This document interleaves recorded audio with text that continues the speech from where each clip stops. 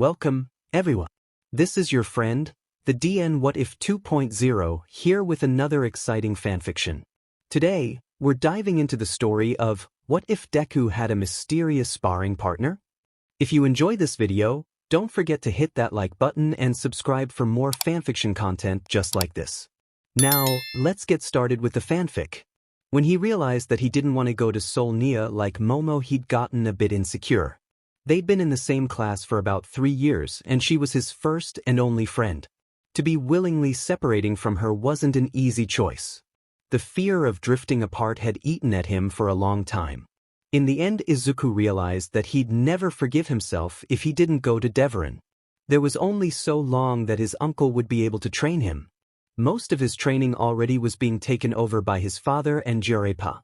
Night Eye only had him for 2 days a week, and if he went to Deveron, he'd be willing to pick it up to 4 days every other week on top of the regular 2-day weeks. It wasn't much, but it was still something he needed.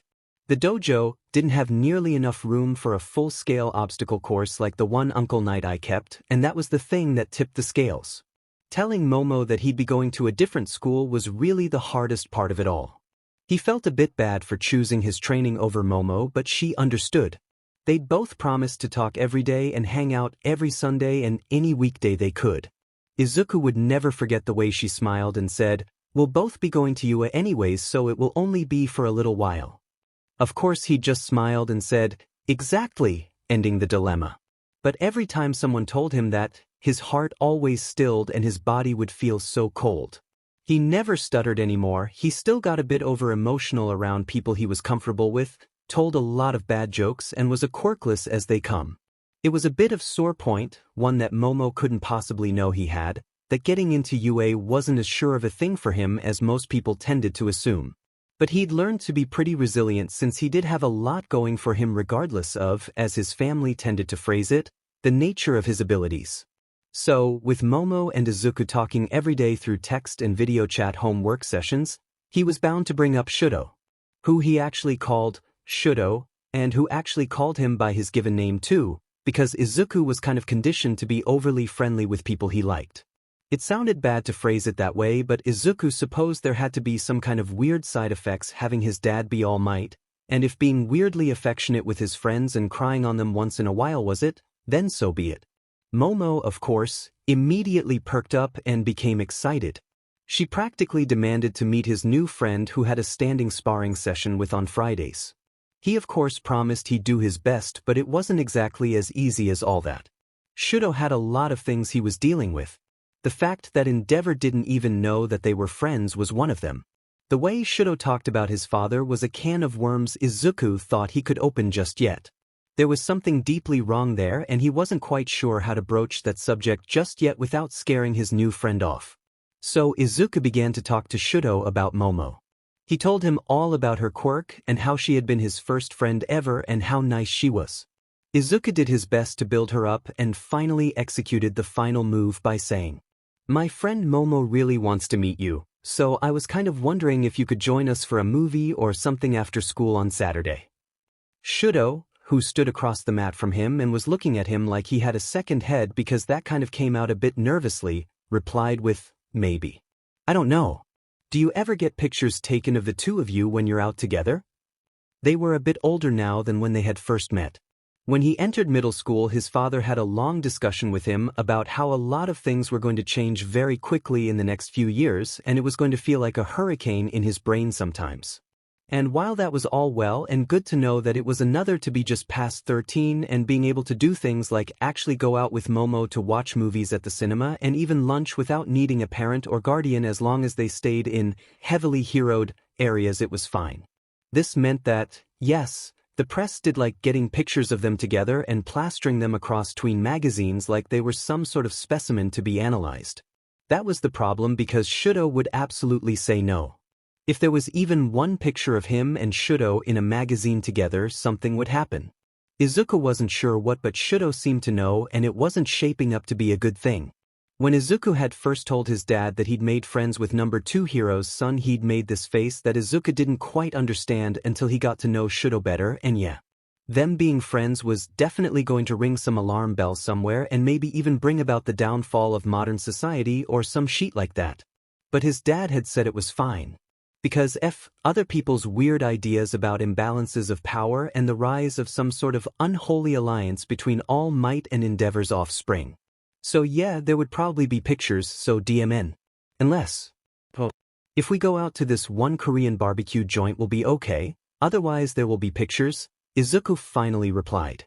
It's run by a retired pro hero and my family goes there whenever we don't want to be seen. There's this private booth. If you want I can get that all reserved and we can meet her there. The other boy seemed thoughtful before seeming to come to a decision. Yeah. There's an arcade that I know that has blacked windows and doesn't let the press in. We can take a bus there afterwards if you want. Feeling a surge of happiness, Izuku nodded. Yeah, I'll tell her. After that the two of them ran the obstacle course. Izuku won that day but Shudo was quickly catching up. On his way home he had a quick text conversation with Momo that went, Izuku, Shudo is up for some barbecue and an arcade he likes on Saturday. Great. Where's the place at so I can tell my parents? Izuku, /_/. Emochan, Izuku. Izuku, he'll send me the address when he gets home. Emochan, okay fine. Sounds like fun. I hope it all works out.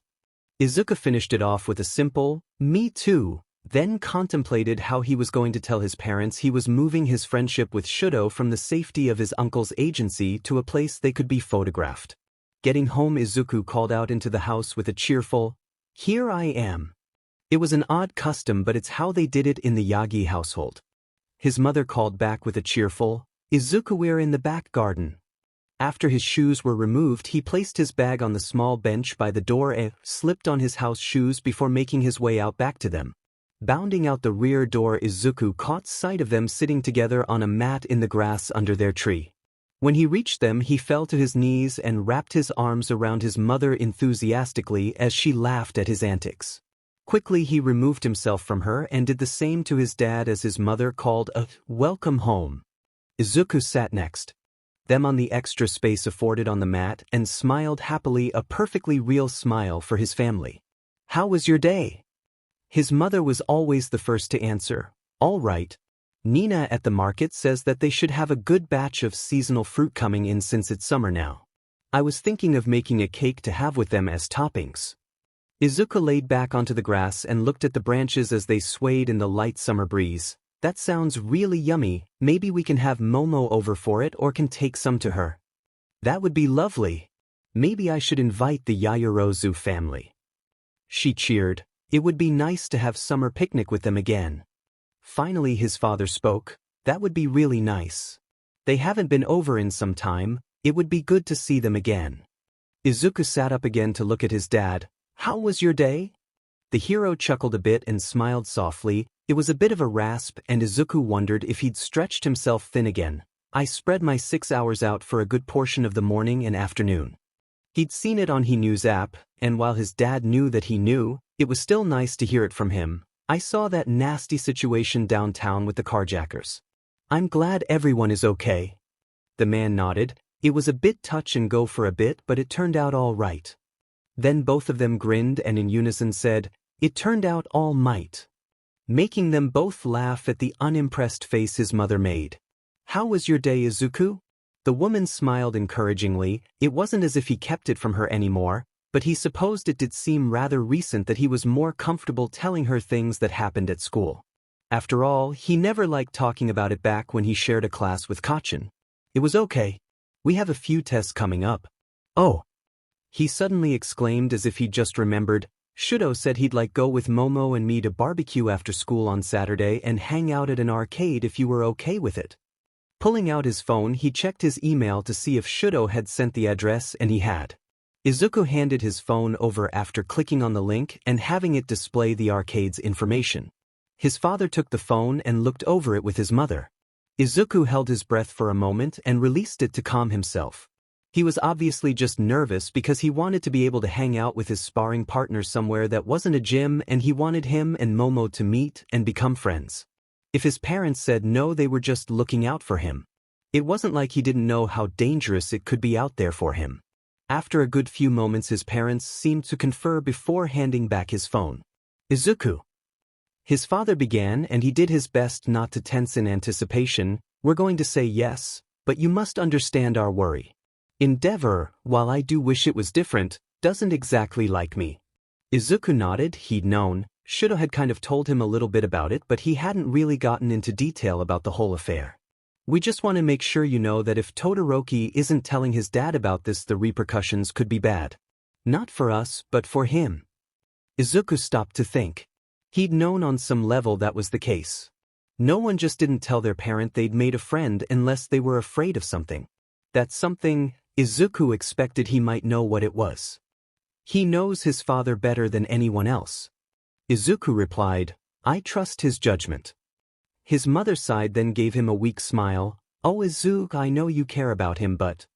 Mom, please.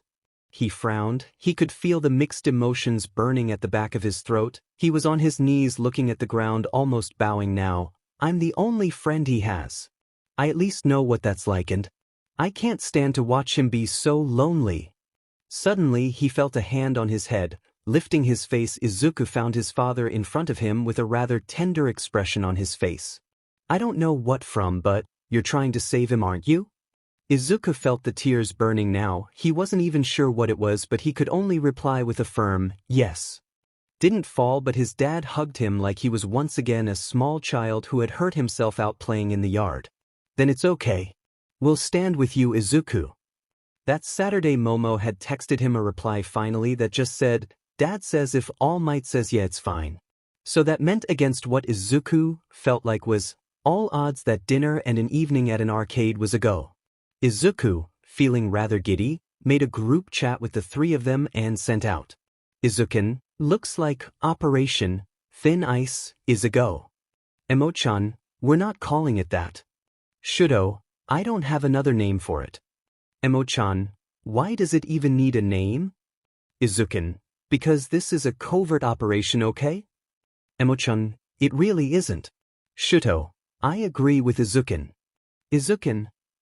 Shudo, did you just call me Izukin? Shudo, is that wrong? I thought it was a code name. It is your chat name. Emo-chan, no greater than over equal to less than over equal to you forgot to change the settings. Shudo has changed his name to Sho-chan. Sho-chan, now we all match. Emo-chan, greater than over equal to less than over equal to. Izukin. Why are you doing this? Sho-chan, if you two have code names then I need one too. Emo-chan, he's right, we all need code names if this is a covert operation. Izukin, I don't want you two to meet now. Operation Thin Ice is cancelled. Emo-chan, my bus just got to school. I have to go. See you later, Izukin. I look forward to meeting you, Todoroki.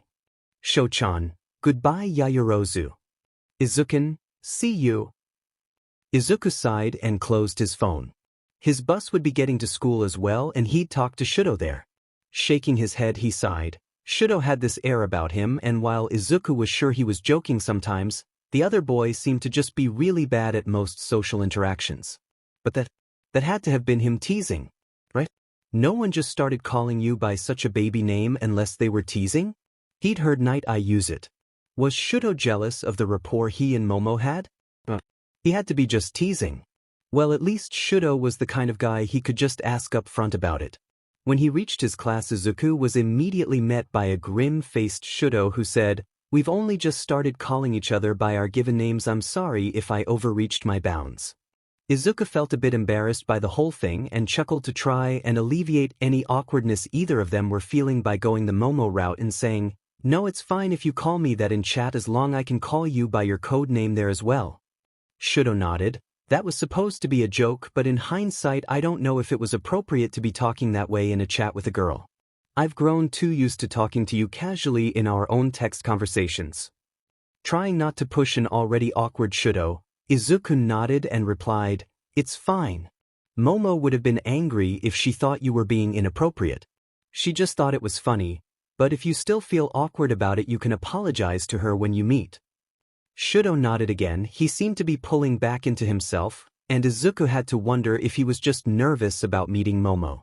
That would explain the uncharacteristic display in the chat. Izuku smiled. You know I'd like to tap you on the back once in a while to reassure you or something, is that okay? A small tentative smile graced Shudo's features. Yeah, that's fine. So, Izuku tapped him twice on the back and cheered, "You'll do fine. You and Momo will be great friends in no time." They weren't too similar and they weren't too different, so Izuku dearly hoped they got along. Images of Kachan's posse filled his head and other children like Ando who had whole groups of friends. Yeah, he really hoped they got along. Shudo had no idea what he was doing really. Izuku kept telling him he was doing fine. But Izuku wasn't exactly normal when it came to social interactions either, so while Shudo trusted the other boy, he wasn't exactly a perfect standard measurement for these things. He'd do his best to shrug it off and apologize to Yaoyorozu when they got to the restaurant. Izuku sat next to him on the bus and was texting her to say they were almost at their stop. Shudo on the other hand was trying to figure out how to even apologize for what he'd said. The best method was an upfront one, he supposed. Neither of them had changed their name in the group chat, and for some reason Izuku was using that same chat to text her now. It was a bit odd for him that if he wanted to he could be privy to a conversation that only involved to him peripherally, so for now he just ignored the messages making his phone ping. While he was a bit nervous to meet someone Izuku had known for years, it wasn't something he was too worried about. Izuku was his friend. If he didn't get along with Yaoyorozu, he'd at least be willing to try and put up with her for Izuku's sake. Maybe. That didn't matter though, because he hadn't even met her yet and he still had to apologize for being overly familiar. The bus reached their stop and both of them disembarked and made their way down the block to the restaurant that Yaoyorozu was already waiting inside of. Izuku inhaled deeply next him, then let out a "let's go" before smiling. That was when Shudo realized that his friend was nervous. Don't be what?" Izuku chuckled. "Nervous." The other boy just chuckled in a rather uncharacteristically jittery fashion. "I have to be.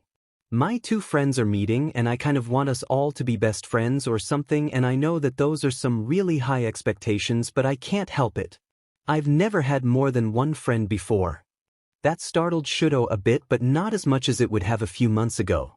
Izuku hadn't tried to make friends with any of their classmates, and at first Shudo thought it was because he was keeping the other boy from being social. Later he realized, when everyone found out Izuku was All Might's son, all the other kids kind of set the two of them on some sort of weird pedestal to be admired from afar. Which was weird. Shudo was used to being either feared or having people volunteer to be his posse or something. Maybe that's why Izuku only had one friend. Because they all treated him so oddly once they knew who he was. That meant Yaoyorozu had reacted differently. Just as Shudo had. That made him curious and her worth getting to know. He supposed he had a bit of respect for her already in that sense. "If we don't get along," Shudo tried to assure him, "I'll put up with her if you want to hang out with both of us later." Izuku looked at him seriously before actually smiling. "You're a really good friend, you know. But I won't make you guys hang out if you don't get along." Shudo just nodded. Izuku really wasn't one to make anyone do anything they didn't want to. They reached the restaurant and requested the reservation for Yagi. Then the server brought them to a row of small private rooms along the back and opened one to reveal a rather well put together middle school girl who Shudo assumed was Yaoyorozu. Izuku thanked the server and went in to sit across from the girl, and he joined his friend on the same side of the small table.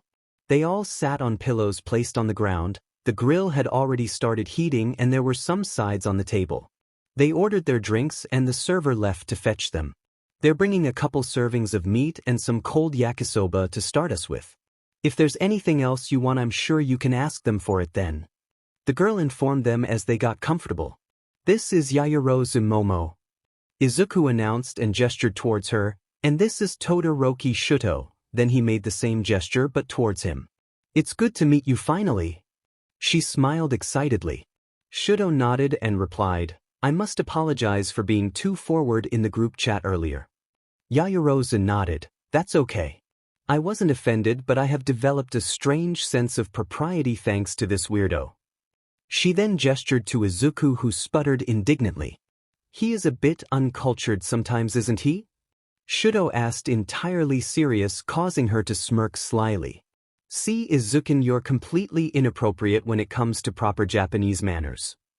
Izuku suddenly started laughing. You say that but nobody ever complained until now. Suddenly Shudo realized why that was. That's because you're All Might's son, you get away with it because that's how he acts. Yaoyorozu actually started laughing at the face Izuku was pulling now. It was obvious to Shudo that he wasn't offended but was just reacting to make her laugh, and he wondered if this is what friendship was usually like. He'd never spent time with Izuku outside of their training sessions and the texts they sent about class. Izuku was always joking and making sure he was comfortable with how they interacted, and it was such a different experience to see him this way. With an old friend who he had already negotiated all those things with. Once again Shudo sat looking at Izuku and his life and yearned for it. Suddenly Izuku's voice broke his thoughts. I see how it is. You just wanted to meet him so you both could gang up on me. He laughed playfully. Then Shudo felt a deep contentment settle in his stomach. It wasn't just Izuku's life anymore, their paths had merged and it would take time, but he'd have the same level of comfort with Izuku as Yaoyorozu did one day. With a sudden surety he knew he'd wait for it. You picked us. Shudo suddenly replied, then took a sip of the soda that they had been served, causing both Yaoyorozu to stop and look at him surprised. Then they smiled and Izuku replied. Yeah, I didn't I? Todoroki, Yaoyorozu began, getting the conversation back to less rambunctious levels. I ordered some basics but I had no idea what you liked, so there's plenty of room for more on the table. Shudo thought for a moment. You said you ordered cold yakisoba, that should be fine. I'm not really picky when it comes to the meats at these sort of places. Yaoyorozu nodded in agreement. They have really good pork belly though, you should try it. I will. Shudo answered, then pulled back into his head trying to figure out a list of questions that he could ask to keep the conversation going. Yaoyorozu beat him again though. What do you like to do for fun? Both of his companions looked at him happily. There wasn't really any pressure and he appreciated it. I don't really do much besides train and study. He replied, feeling like it was a bit insufficient. The two of them obviously had a lot more free time. Oh, so like us then? Yaoyorozu smiled encouragingly. Shudo was a bit surprised by that response. To the life of a hero in training. Izuku chimed in and lifted his glass. Yaoyorozu lifted hers as well, and while it was all a bit foreign to him, it was a sentiment he could get behind, and lifted his glass to meet theirs in a clink. Phil drank and Yaoyorozu continued. I think it's been that way since I started training when I was 7. The only reason Izuku and I are even friends is because we went to the same primary and had a lot of study sessions and even did our workouts together for a while. That was something that had surprised him, and it probably shouldn't have. He'd known they had been training for years too, but to think they had become friends the same way he had met them. We were worried we'd lose touch, but we make sure to text each other a lot about little things that happen through the day, even it's just to complain about people in class or homework. Izuku supplied happily. We actually only hang out on Sundays. Today is kind of special. We set it aside just for you. A sense of warmth started to build in his chest. He could feel his jaw tremble at the emotion he was feeling. To think that these two had set aside an entire day just to spend with him. Thank you, he replied softly. His voice didn't shake but his heart did. No problem. Izuku enthused. We'll keep inviting you too if you like. That was something he'd like very much. Momo was enjoying herself a lot. The food came and they were all eating, sharing little stories about school and wayward classmates. She told a few stories about 9-year-old Izuku who had loved to be called Small Might after that Hero's Initiative interview, and Izuku told stories about how she had accidentally made a bomb when she was practicing her simple chemicals. Todoroki seemed to prefer to stick to the antics of people from school or on the street. So while Izuku was telling a story about the time his dad had picked him up over his head in the middle of a store when he was 11, Momo just studied their new companion. To her he seemed reserved. He had moments of mirth and humor and told some rather strange renditions of jokes, but all in all he just seemed shy. She liked him and was glad Izuku had made a new friend. As for herself, she was back to being ignored by most her class the moment they realized she was completely focused on her studies. It was strange. Some people had invited her out on Sundays but she declined.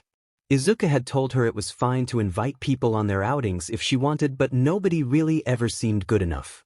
It was hard finding someone you clicked with when most of your classmates were on career paths in their parents' companies or chasing some dream of fame.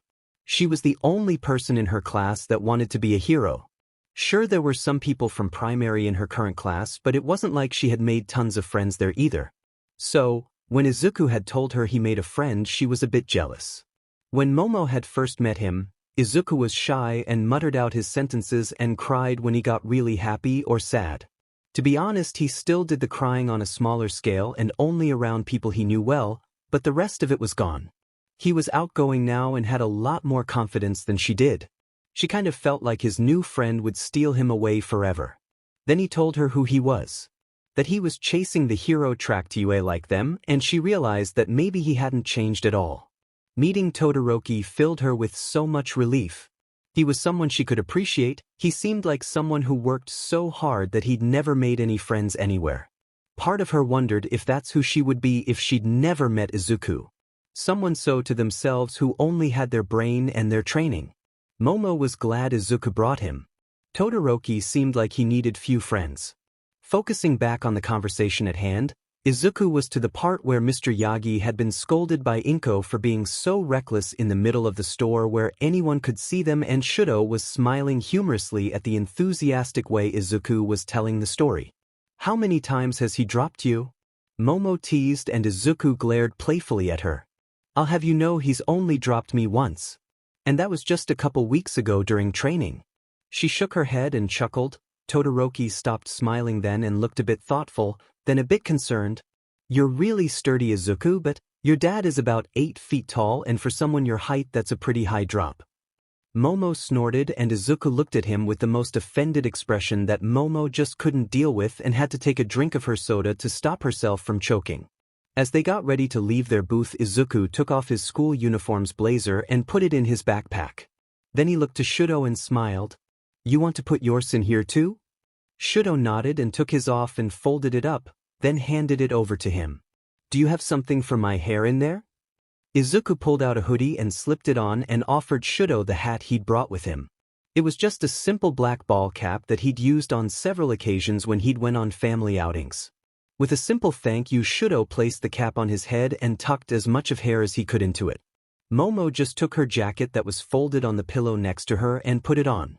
Izuku knew it was a bit of an ordeal to go anywhere when your parents were famous, and there was the paranoia of paparazzi that could be hiding around every corner, but today was extra dangerous. Momo understood and didn't make any silly comments about it either. When the trio was all set, they paid their bill and made their way down the block and kept walking. The arcade Shudo had told them about was only a few blocks away, and since it was still early evening, they had enough daylight to walk. They'd only have a couple hours, but it was enough for them to relax some more. Izuku walked in front while Shudo and Momo walked just slightly behind him to make sure that there was enough room on the sidewalk for anyone else using it. It was a busy area, so there was still loads of people doing their shopping and just enjoying their weekend. He could already see about 4 heroes patrolling the busy streets when he turned to Shudo and asked, "So how'd you find this arcade? I'd never heard of it until now." Shudo replied easily, "My sister talks about going there with her friends a lot, and she's even taken both my brothers. I've never been there, but if they can go, then it's safe." Izuku and Momo nodded. They both knew how hard it could be to find a place to just hang out and not be harassed by strangers. They weren't heroes yet, and they shouldn't really be having to deal with that sort of thing. When they reached the arcade, Shudo decided to keep the hat on, and Izuku took off his hoodie and used the sleeves to wrap it around his waist. Momo said he looked like a dork whenever he did it, but this was convenient, and if he tied it over his shoulders it would make him warm. Plus he was already wearing a backpack to carry his stuff, so it would be doubly inconvenient. They played a few video games but ended up spending most of their time at the air hockey table, taking turns in an infinite tournament of the third observer playing the winner. Shudo was playing against Momo, and they were locked in a point war with 5-5 and 3 minutes on the board. They were the only ones playing air hockey, and there was about 2 other tables that were empty. Izuku was playing referee for some sort of weird house rules the 3 of them were making up as they went. He heard them enter the air hockey section before he saw them, but when he turned back to take a glance at the new group of people who had entered the area, he was immediately reminded him of Kachin and his group of friends. There was about 3 of them, and they were still wearing their school uniforms. Izuku recognized them as being from Maridun. It was a public middle school that was actually rather high-ranked and had a sister high school in the area. The three boys seemed to be about third years, so about 14 or 15 by his reckoning. Izuku turned back around to focus back on the match between his friends when one of them called out, "Hey Moss Head, that's our table." Both Momo and Shudo stopped playing their game and looked at the newcomers. The buzzer on the game went off declaring the match over with Momo winning by 1 point, but Shudo paid the game no mind when he frowned. There are 2 other tables. Izuku could see Momo tensing right before he turned back to face the trio. They were a lot closer than before and were standing there in a way Izuku recognized as an attempt at intimidation. The boy in front sneered at Shudo and replied, "Yeah, they're all ours."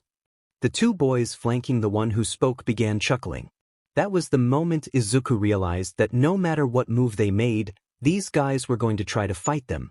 Putting on his best smile, Izuku scratched his head and laughed.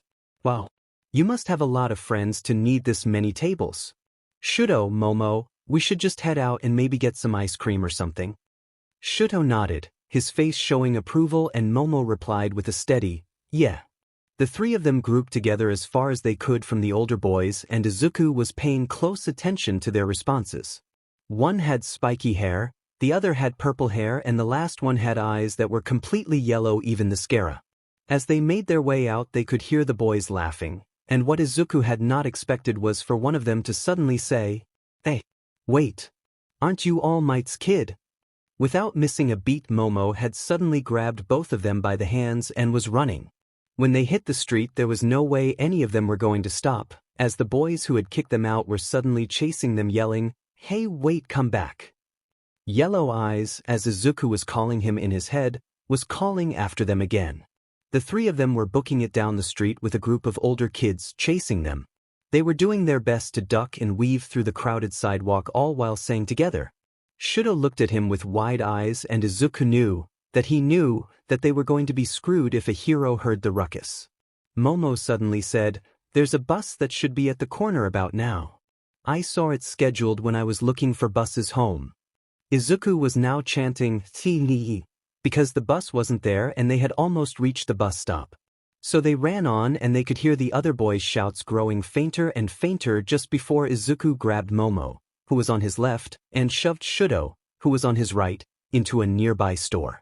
The 3 of them fell in a pile on the entry mat before getting up and looking to see the cashier giving them dirty looks before scolding them. "You crazy kids. What do you think you're doing knocking about like that? What if you had broken a shelf, huh?"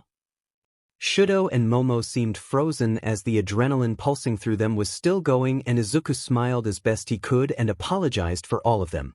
Once the cashier had stopped yelling, the 3 of them just looked at each other. Izuku started giggling like a fool, and Momo was laughing at how ridiculous the situation was. Shudo was smiling. The relief was palpable, and Shudo shook his head. Once everything had calmed down and those strangers were no longer a factor, Shudo spoke. "Well, I guess we're not going there for a while." Momo laughed, then frowned. "Oh my gosh, I can't believe that happened. This better not happen every time we go out." Izuku shook his head and looked at his phone. "It shouldn't. I mean, really? Who starts chasing someone they just kicked out of an arcade? Oh man, I need to get home." Shudo took a peek at the time and agreed. "Me too. My father will be home soon and I need to get there before him." They negotiated bus rides. It turned out Momo and Shudo had the same one but would have different stops. Izuku took his own. When he got home, Izuku plugged his phone in and showered before changing into pajamas. Looking at his phone one last time before going to bed, he saw a couple of new messages in the group chat. "Sho-chan, made it home safe before Dad. Sister thought I was in my room the whole night. She told me not to keep my uniform on for so long. Emo-chan, you are kidding, right? My parents took one look at me and asked where the fire was. Sho-chan, yes, I'm serious. Sho-chan, Izuku still has my blazer." Izuku laughed and replied, "Izuku, I'll get it dry cleaned, it's probably all wrinkled from all that running around." Sho-chan, you do that. Bring it to me on Monday. Izuku, yes, it. Night, you too. Sho-chan, good night. Emo-chan, good night. Izuku stared at the replies for a while and smiled to himself. The three of them would be okay. Probably. After that first time, and after spending at least a week convincing Shudo that they were never normally chased out in the streets like that, the three of them had done their best to hang out almost every Sunday. For Momo and Izuku it wasn't that hard since they'd already been doing that. For Shudo it apparently meant rescheduling his rest days. But he'd seemed adamant, and so he changed his normal Wednesday rest to Sunday and his Saturday rest just stayed the same. It was only a week or so until summer break and Izuku really wanted them all together at least one more time before the 40-day break that would consist of training overtime for all three of them. So going with his parents' own idea, one evening while they were all in the living room. His mother was reading a book and his father seemed to be looking through the nightly news when he asked, "Mom, Dad, do you think I could invite Shudo to the picnic with Yaoyorozu's that you've been planning?" The reaction was instant. His mother put her book down and his father sat up and turned completely towards him, news forgotten. Of course he was asking something completely ridiculous. The Yaoyorozus knew about his father's current condition. While Momo's parents had seen it happen slowly due to their agency's proximity to All Mights and the fact that they worked together often, Momo hadn't been told. He was keeping two really huge reality-altering secrets from her, and while one was not really his to tell, the other he couldn't because his parents kept saying it will be easier this way, and he had no idea what the hell that meant. Still, since Momo didn't know about his dad's condition, then that meant his father would have to be powered up for their picnics. The only real issue was the fact that Shudo was Endeavor's son and stepping into their house would be like a declaration of war. Or something. Really, it was the securest place Izuku could think of having their next friendly get-together. That was something that was difficult. Sure, they had their little spots they favored, but sometimes it was nice to do something new together. The situation being what it was a fairly difficult to find places they wouldn't be seen together. "Why do you want to invite him, Izuku?" His father asked not unkindly. Of course he was curious and he'd promised to support their friendship. "Well," he began, "I wanted us all to hang out before summer crunch time, and I know we won't have a lot of time once summer starts." His mother nodded and clutched her book to her chest. "I understand. I would be nice to meet your friend too, won't it, Toshi?" The hero nodded. "Yes, it would. But Izuku, don't be too disappointed if he says no." Izuku nodded. "Of course. Then sure, invite him, one more person won't hurt." Izukin. Announcement. Shochan has been invited to the annual summer Yagi/Yaoyorozu picnic. Emma-chan. OH. That's so cool. I hope he can come. Izukin. If he can't, it's fine, he'll get more invitations in the future. Shochan. Just read this. I hope I can attend, give me the date and I'll check my father's schedule. Izukin. OH. That's a nice emoji. He looks so happy. Emo-chan. Izukin. Emo-chan. Omega. Izukin. Shochan. What is happening? Izukin. We're just getting excited that you might come. Oh. Shochan. Emo-chan. You're really getting the hang of texting casually, Todoroki. Shochan. /_. Emo-chan. Really? Izukin. Aha. Shudo smirked at his phone. It was fun talking to them on the chat. It was getting a lot easier to communicate with them, partially because they liked texting and having time to read then think about what he was going to say was a lot easier than having a verbal conversation where he'd get nervous and worried about social niceties he may be forgetting. That was another thing. In the chat there wasn't really any social structure. He'd never talked to his sister the way he talked to Yaoyorozu or Izuku when he was texting. Emojis were another thing he'd never used, but the thought that looked neat, so Izuku just told him, if you see one you like and think it looks how you feel, just use it. By looking at how his friends used them in chat and then adapting that with Izuku's advice, he was getting the hang of being more casual. He was more reserved than them still, but he didn't really think that would go away. They thought that was fine, that's why they liked him, so really it didn't matter if he never became outgoing and jolly. That was Izuku's role anyways. He had a harder time getting used to when Izuku or Yaoyorozu would just start talking about their day in the group chat without really caring which one of them answered. When he asked, Yaoyorozu just told him, "That's because I want to tell you both about my day. It's easier than sending the same messages in different chats to both of you." And Shudo supposed that made sense. So now he had to ask himself if he was willing to go to Izuku's house, meet his mother and All Might. Shudo's first reaction was, hell no, because that was asking for a lot of feelings that he'd already dealt with to make a comeback. But then, if he'd already dealt with them they shouldn't be a problem. And really he wanted to meet the Yaoyorosis. Besides all that, this was the safest place they could possibly go. Since their first outing they'd been to a couple of out-of-the-way markets as well as some rural parks. They had also been to a couple of arcades in a very sparsely populated area and played air hockey. That was apparently approved of because it was only a block from where Izuku's grandpa lived. Shudo was grateful that Izuku had said he could say no. While the option was always available, it was nice to be reminded that he could just not go if he wanted. This time his attendance would depend on his father's schedule. It was unlikely he'd be able to go. In weeks leading up to summer break, training was already picking up for him in what Izuku and Yaoyorozu suitably called the summer crunch. The only way he'd make it was if his father decided to spend the day working. While that wasn't unusual for a Sunday, it was a tad unlikely at this time of the year. He was really digging himself into a hole here and he knew it. There was going to be a sign on his back soon that just said "royally screwed," because at this point he'd made 2 friends he was sneaking about to see. Part of him wanted help at home, to let someone in on the secret, but really that would risk them taking the brunt of Endeavor's fury when he found out. And as horrible a person NG was, he'd never ever harm his perfect little masterpiece. If Shudo was the only one involved, then he was the only one who could be punished. Izuku and Momo couldn't be touched either because they were standing behind the one man in the world with more power than him. It soothed his soul to remember that. NG could not touch them. He'd fought himself constantly over this. He wanted to be a hero and surpass his shitty father, he wanted to have friends, and he had always been told those things were mutually exclusive. Shudo was still fighting.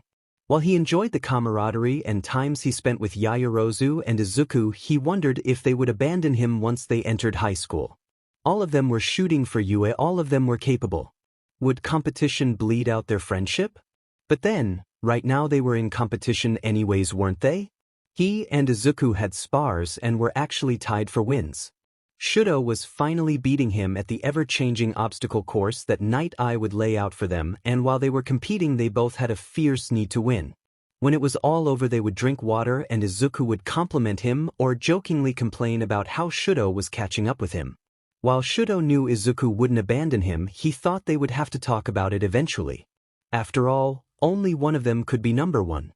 Getting back to the task at hand, Shudo decided he'd play it by ear and message Izuku his yes or no as soon as he was sure of his schedule for the Sunday the picnic would be on.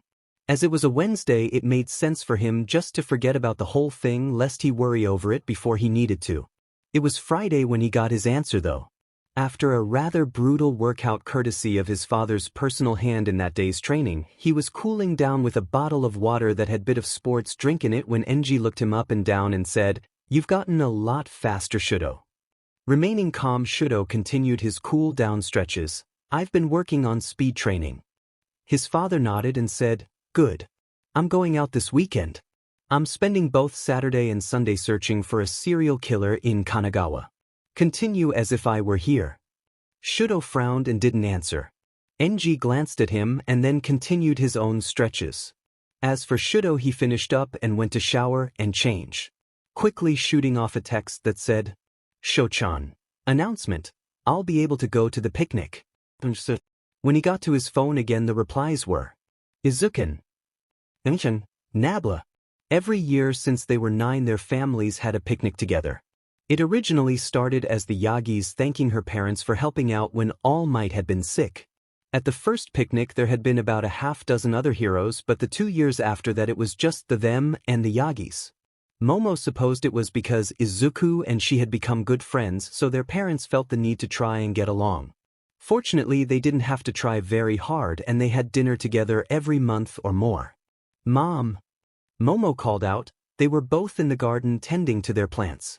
It was funny, she hadn't been allowed to tend to them for years and now her mother was taking the time to teach her to care for every plant in their garden. Her mother came over and smiled. "What seems to be the trouble?" Momo showed her a small bunch of weeds that were growing among the flowers. "I wanted to show you this. Did you want to burn them, or should I pull them out? The woman looked them over and seemed to contemplate the situation before nodding to herself. Do you think you could burn them by yourself, or should I help you out? While she was very enthusiastically learning to care for the plants she shook her head. Maybe next time. I'm not sure I have the technique down exactly yet. As they tended the weeds, her mother began asking, So how's school, Momo? You don't talk about it much. Momo thought if over, and while she was enjoying going, Solnia and everyone in her class was at least focusing on their future, no one shared the same dreams she did. It's good, I'm learning a lot and the classes are really constructive, was her reply. Her mom didn't seem too content with that though. Momo, it's already summer and you haven't made any new friends. Is everything okay? Not wanting to pout or seem immature, Momo held in her sigh. I don't get along with anyone well enough. They want me to go do things I don't like or talk about boys. The woman started laughing. Momo, you can't say that. I'm sure plenty of girls like going to the arcade and going to bookstores. I know it seems like you're alone, but trust me, there is someone who has a lot in common with you somewhere at that school. Momo frowned then. I'm sure they do. Ando and her friends go to the arcade all the time, but none of them really get me, Mom.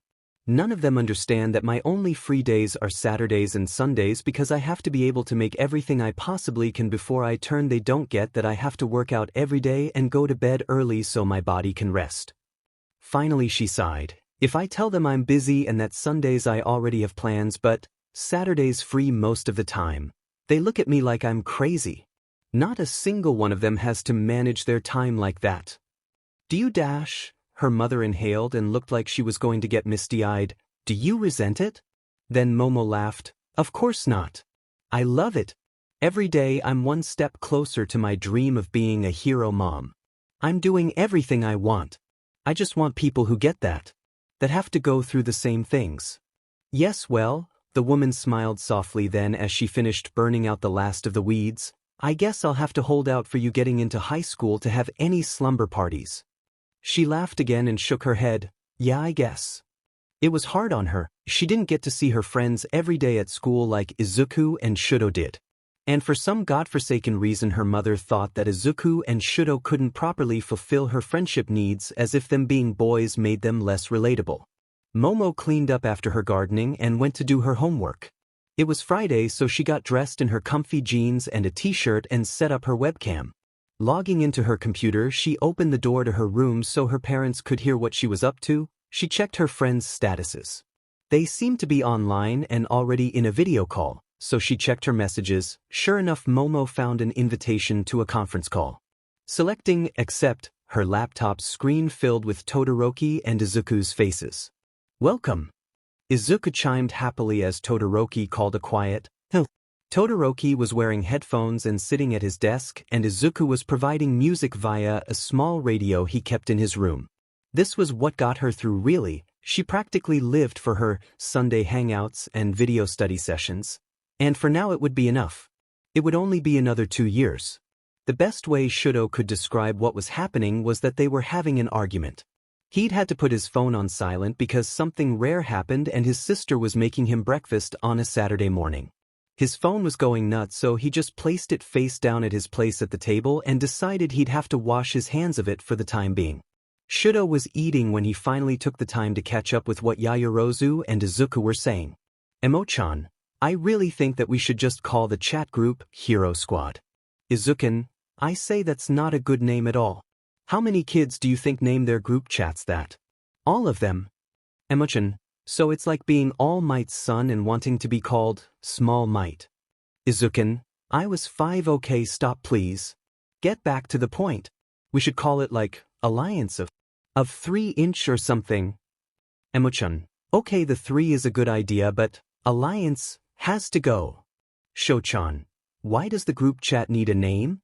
Emo-chan, Izuku read an article on the internet about hero teams and want us to call ourselves something. Sho-chan, we're not a hero team. Are we? Izuku, no, but it'd be cool to have a name for the group chat at least. Sho-chan, so, another code name.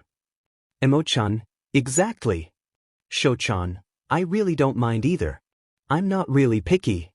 Then he put his phone back down and ate his food because really it wasn't something he wanted to dispute. Fuyumi, his sister, eyed him a bit but he ignored her and just ate. When he finished he got up to wash his plate.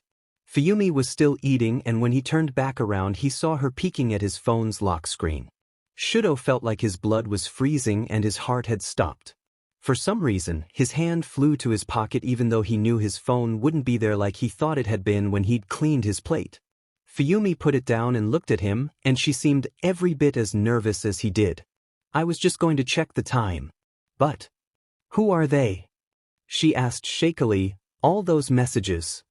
Shudo did his level best not to frown as he felt a bit of anger course through him. He couldn't lie that would be wrong but he wanted crawl back to his room and spend the day there suddenly. He wanted a normal life, my friends. She looked like she was going to ask another question so he immediately snatched up his phone and took off toward the door saying, leave it, before he left. Really it was bound to happen. Fuyumi hadn't done anything wrong after all he'd never had anything to hide. She'd checked his phone for the time before without him complaining. Hell, he'd left his phone in the living room unattended for hours on end sometimes before everything had changed. But his brain was screaming sheet over and over. On the bus ride he opened the chat that was still going and sent. Sho-chan, my sister saw my phone alerts with your messages. Izuken, and seriously who uses the word triumvirate Momo? Izuken, CRP. Do you think she'll tell your dad?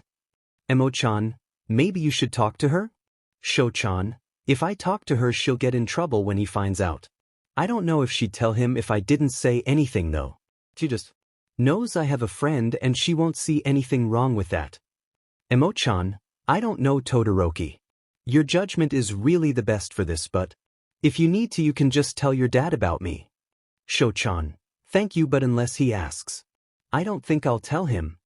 Izuken, whatever you think is best Shudo. We're going to stand with you okay? He was already feeling calmer, the death grip he had on his bag was loosened and he was breathing properly again. It would be okay. Sunday was really an ordeal. Endeavor had been gone since Saturday morning as promised and Fuyumi was watching him really closely.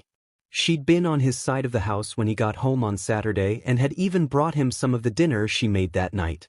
Things between them while formerly distant were now heavy with this thing. He didn't want to talk about it and make her think it was a big deal. He knew she was trying to get him to tell her about his friends. So Sunday he posted in the group chat, I might be late sorry. That met with surprise that he was still coming but he'd have this day with Izuku and Momo.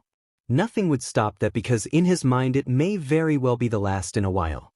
Izuku spent the morning helping his mother in the kitchen, cleaning, and setting up the backyard for their little gathering. He couldn't help but think about everything that was happening. Momo, he knew, was feeling the loneliness more keenly than ever and he was doing his best to alleviate that as her friend but he also kind of felt like it was partly his fault. There wasn't really anyone to blame for that situation. He had no regrets choosing Deveron, especially now when it had brought Shudo to them. Shudo who seemed to be coming to a crossroad in his life. Izuku wouldn't claim to be an expert on the other boy's life, and he wasn't going to pry either. Not when he had his own secrets he was keeping.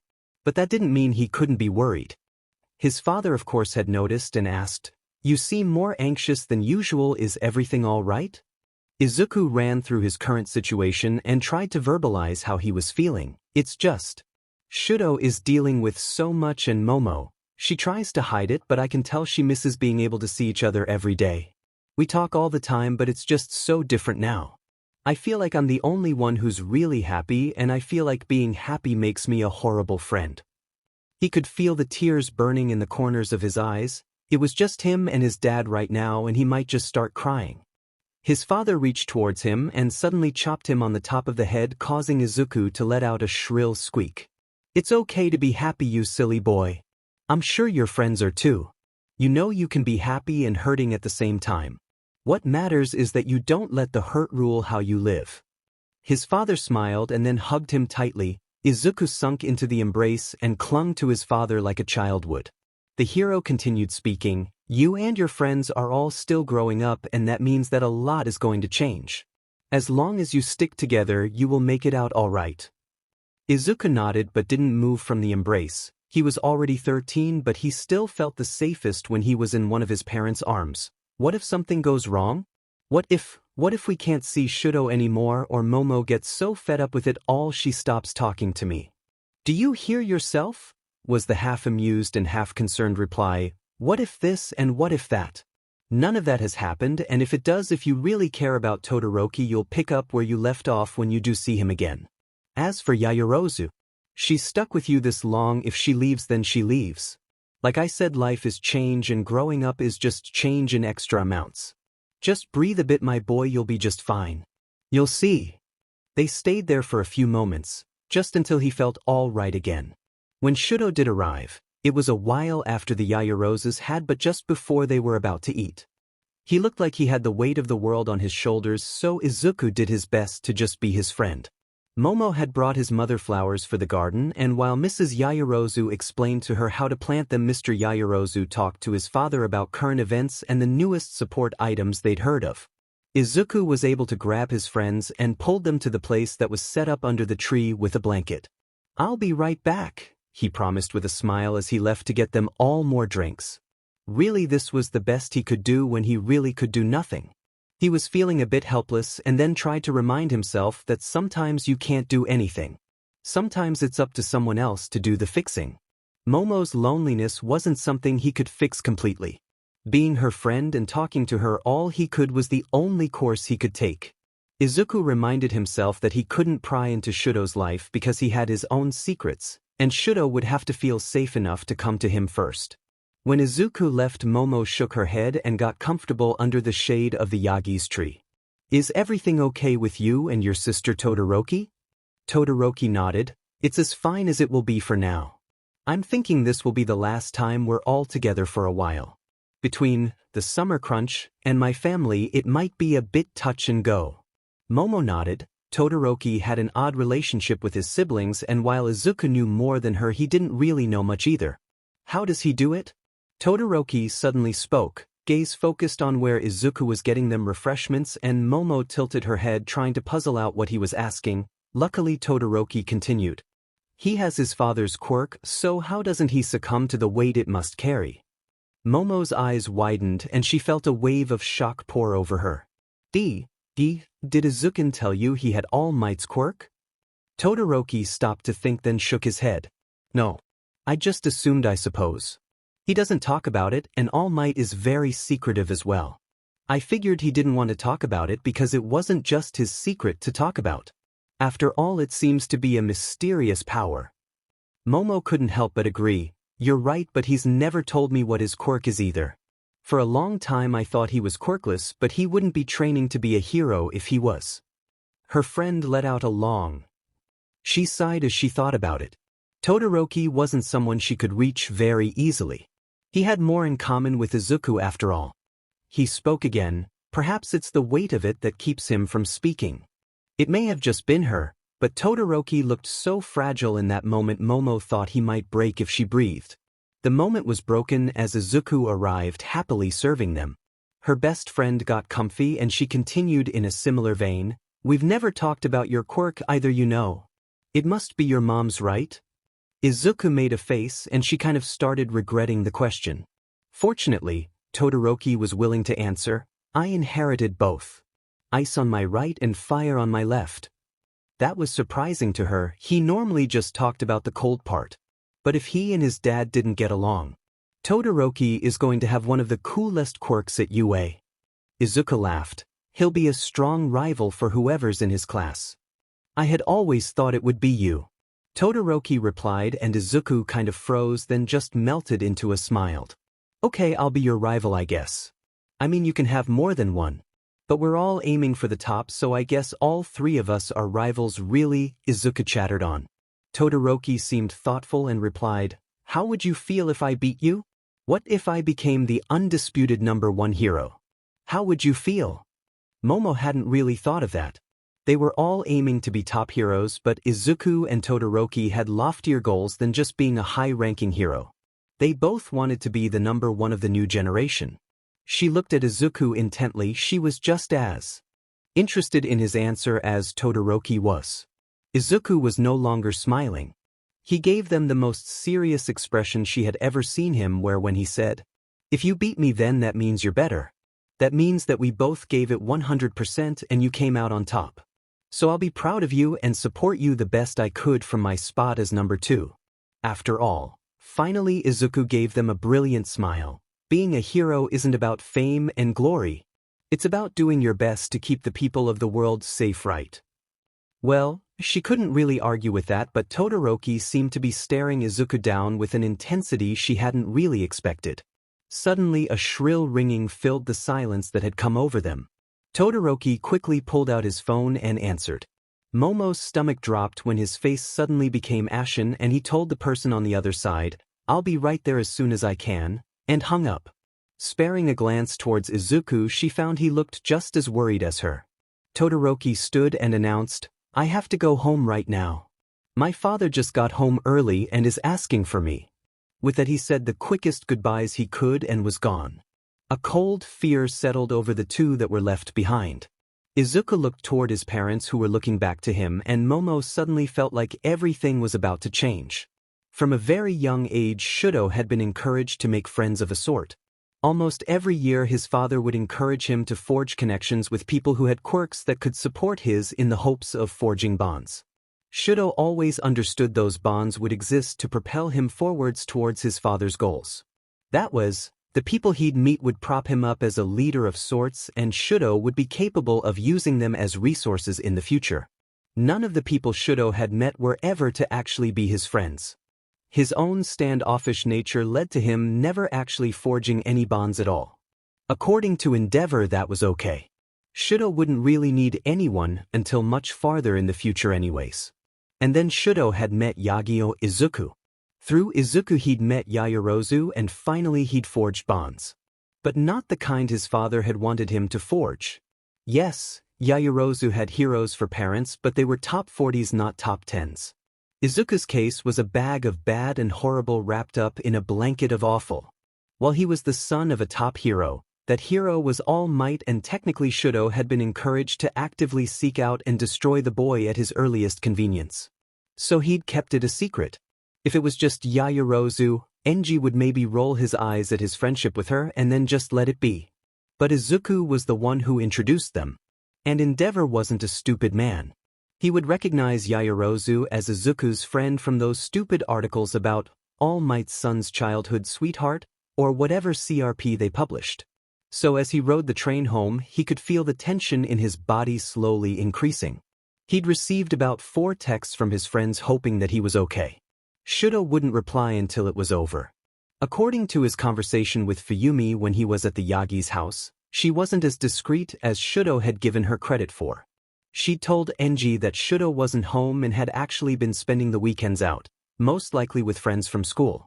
That meant Enji was going to ask him about who it was and why he wasn't doing his workouts on Sundays anymore.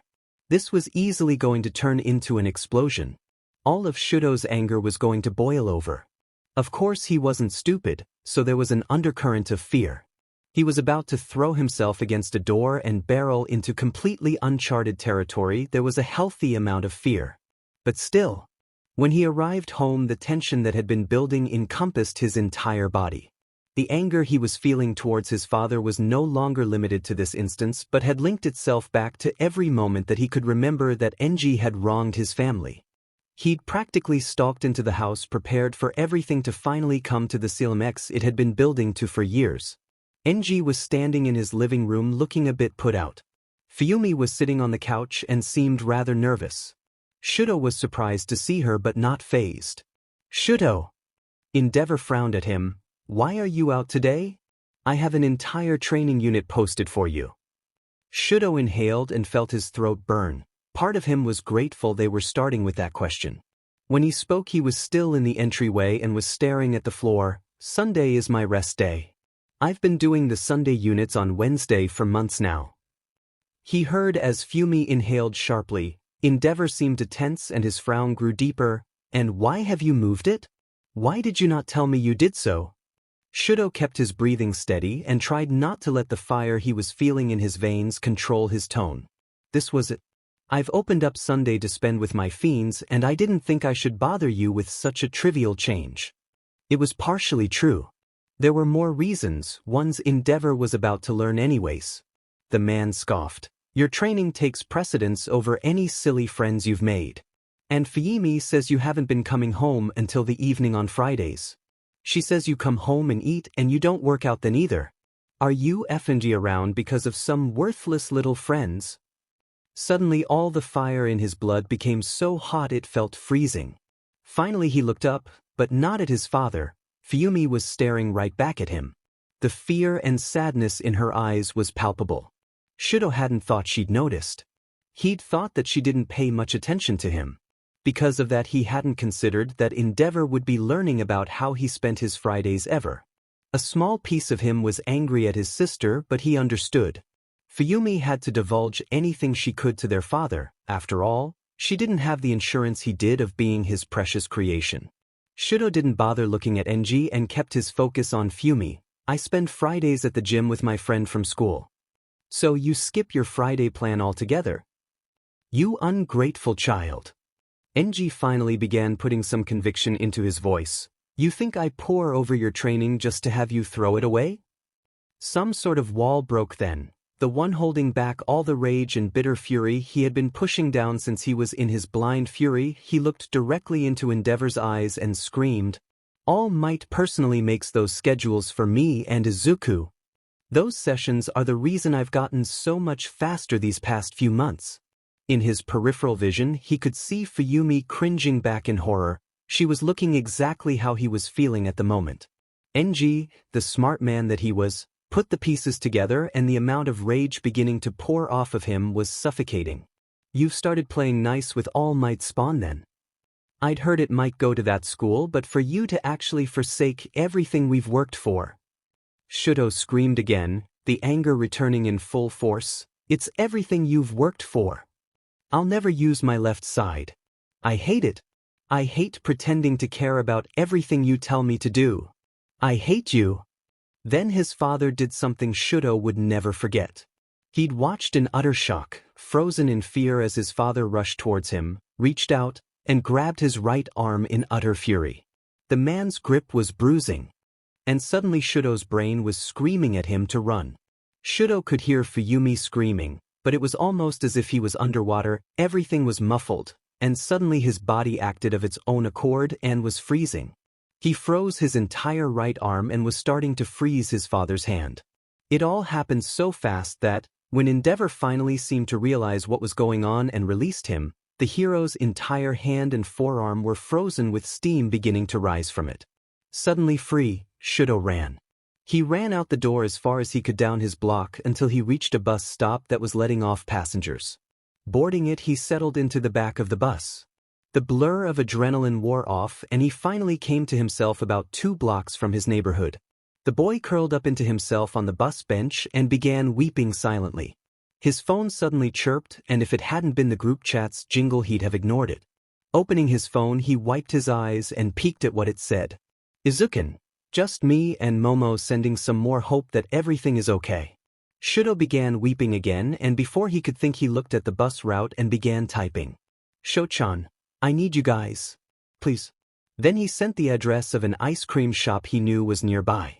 When he got in the vicinity of the shop, he disembarked and walked down the block towards it. After he'd settled in the very secluded corner of a booth, Shudo looked at his phone, feeling a bit stupid because there was no way they would come. It was late and almost past curfew. They wouldn't. Izuku, Momo and I are boarding a bus with Mai. Curfew won't be a problem if she's there. We'll be there real quick. Since he was in a booth, he felt comfortable enough in his privacy to cry just a little bit more. Shudo didn't feel like he had waited an hour, but according to the clock in the small ice cream parlor he was inhabiting, that was correct. He would have looked at his phone, but around 15 minutes into his stay it began chirping with texts from his sister, so he turned it off. Izuku and Yaoyorozu arrived with Mrs. Yagi a whole hour after he'd asked them. Inko was sitting in the booth on the other side of the parlor snacking on some French fries, because apparently they sold American-style burgers there too, and she had gotten all 3 of them a small ice cream. So the 3 of them sat in the booth and Yaoyorozu and Izuku were chatting like he hadn't run out on them and then suddenly summoned them to an ice cream shop past curfew. It was all becoming a bit surreal that he had friends like that after everything that had just happened. He's organizing his thoughts and considering what he was even thinking calling them here. When finally he decides that he's not going to waste their presence. Do you two know what quirk marriages are? Both of them stopped and nodded. Izuku vocalized a yes, so Shudo continued. My father has a violent ambition to rise in the world. So he set out to defeat All Might rather early in his life. When he realized he would be stuck at number 2, he practically bought my mother from her family for her ice quirk. Yaoyorozu looked like she was going to be sick, but Izuku was wearing a rather fierce expression on his face. Shudo sighed and looked at his hands that were resting on the table. He watched the beads of condensation drip down the sides of his cup of ice cream. In all of my memories of my mother, she's crying. She called my left side hideous before she poured boiling water on my face. She's in a mental hospital now because of it. Yaoyorozu seemed like she was going to cry and clenched her hands into fists. As for Izuku, his face was now completely unreadable. A part of Shudo felt like a great weight had been lifted off his shoulders. My father would never hurt me. He views me as a valuable masterpiece that will one day overthrow All Might and his decedents. But today when we argued, he was so angry I was scared. I ran out. I told him I hated him, and I told him I hated my left side. I'll never use it. Finally Izuku spoke. Shudo stopped and looked at his friend. There was no judgment in his eyes. He was just trying to understand. Yaoyorozu looked surprised at the question. Shudo sighed. Yes. Izuku nodded once and then smiled a small comforting smile. Sho-chan, I have a lot to say, but right now, the words you need to hear are, no matter what happens, we'll be here for you. We'll stand by your side and support you with all we have. I'm sure my dad would be proud to help you if you need it. Those words, they brought a bit of fear to his heart with how strong the conviction behind them were. Shudo nodded then and said, Thank you. Shudo. Momo began. She seemed reluctant. The name was strange on her tongue and Shudo felt rather flustered that she'd use his given name, but they were friends and he just bared himself to her. It was more than appropriate. Has your father ever done anything that actually made you feel unsafe? Or is it just his anger that scared you? That was a smart question. Shudo gave her credit for that, but Enji would never hurt him as he'd already said, and he wasn't willing to divulge the shame his father had brought upon his mother by beating her then just hiding her away once he had broken her. No. Like I said, he'd never hurt me. Yaoyorozu nodded and Shudo continued, Thank you for your concern. Momo. She blushed a bit at the informality of it all, and Shudo thought it felt a bit strange to call a girl by her first name. Bust shrugged it off. Do you think your mom can ride home with me? Shudo sighed. It was past curfew and he really shouldn't be riding without an adult. The fact he was asking to borrow Izuku's mom was rather silly, since then Izuku and Momo wouldn't have anyone to ride home with. Hold on a moment. Izuku smiled one of his brightest shining smiles and went to speak to his mother. Momo then turned to him and again began talking. You can call me Emo-chan, you know. We're friends and all. Maybe in the chat first, Shudo replied. That was a bit too much of a leap for him right now. Momo nodded and said, Okay, in the chat first.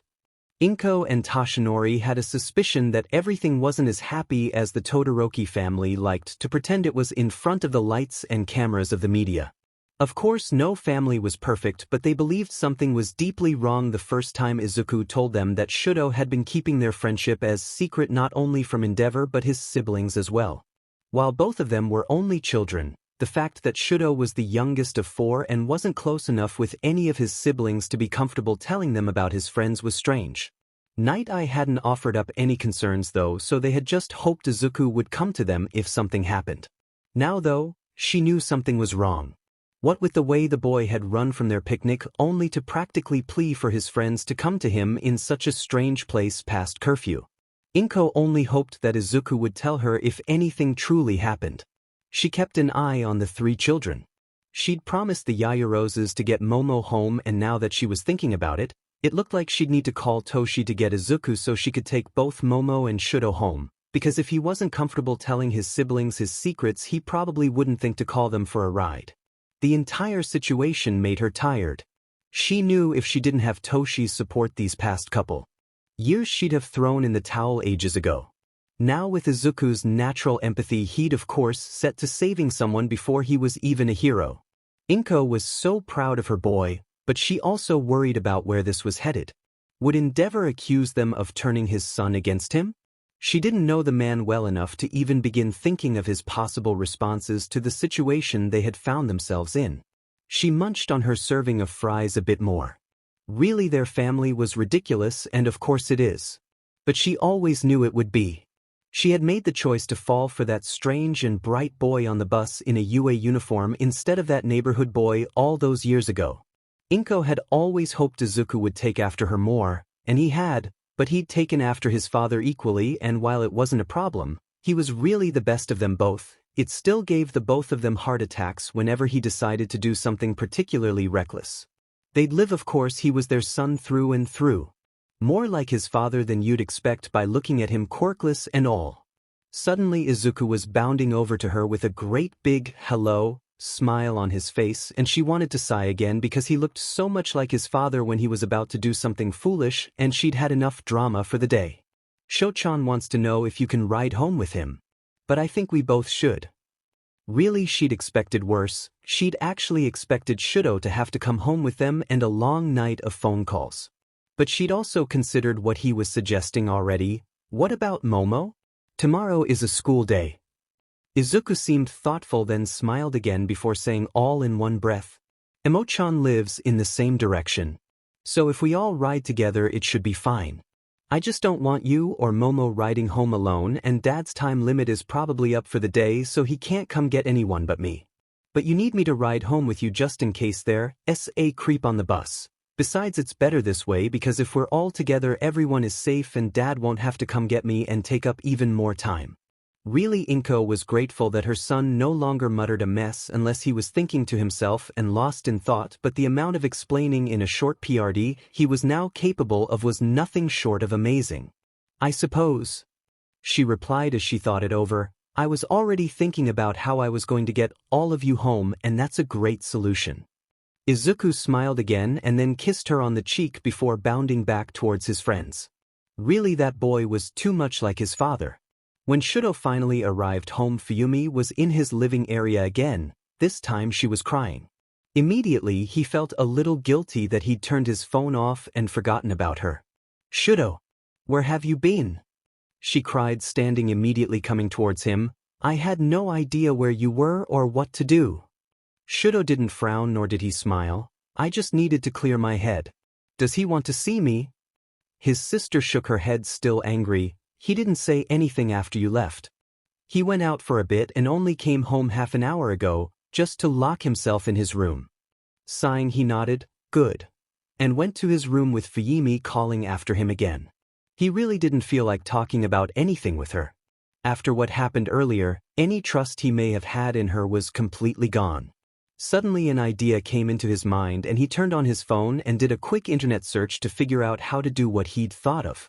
Opening the group chat, he changed the chat name and went to bed. In the morning he did as he did every Monday. Shudo got dressed for school and went to eat breakfast only to find Enji at the table. Normally his father was already out doing his rounds, so Shudo's brain was already gearing up for round 2. Deciding quickly that he should just avoid the entire thing as best he could, Shudo grabbed a piece of bread and began toasting it. Quickly he took out a pan to make an egg to throw on top and ignored his father altogether. Of course Enji was home still for a reason. I thought about what happened yesterday and I realized I had forgotten how old you were. Shudo did his best to ignore the man, but really he was right there and the tone of voice he was using would have almost sounded apologetic if he wasn't such an a-hole.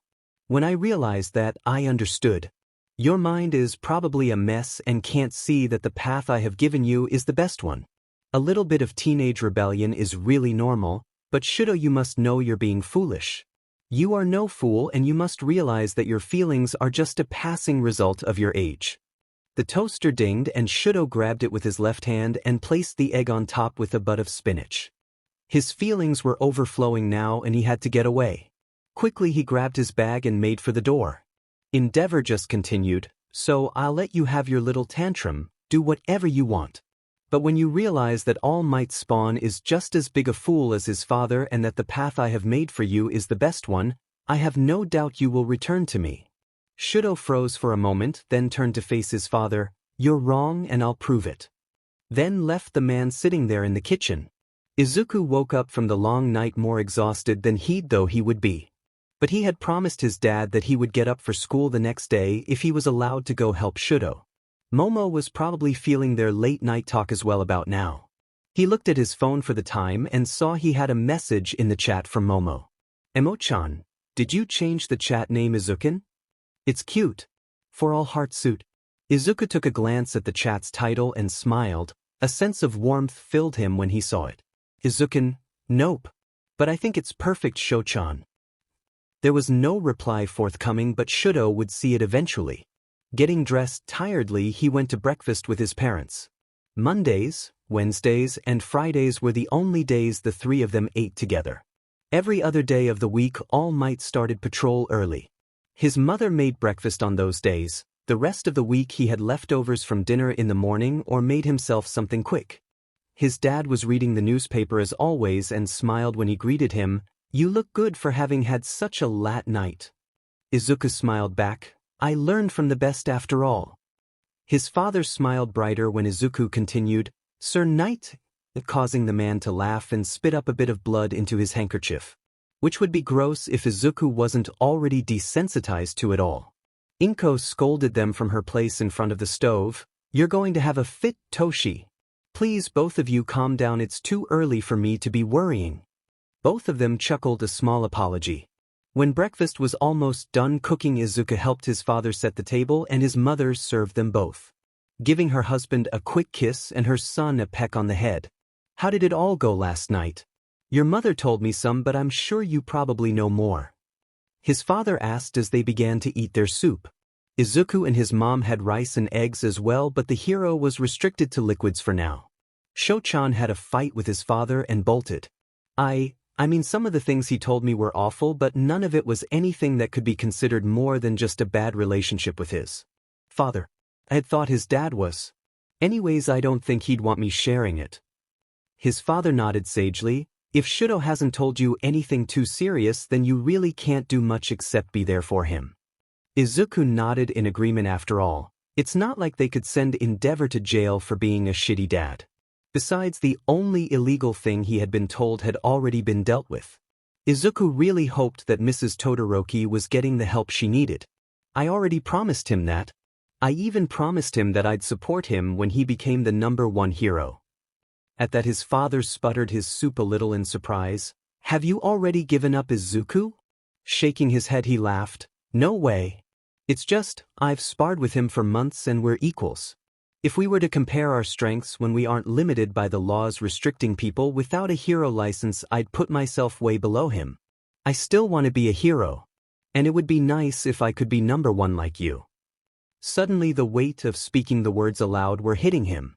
He'd kind of been thinking about it in the back of his mind ever since he realized Shudo was his equal in most things and superior in a few others.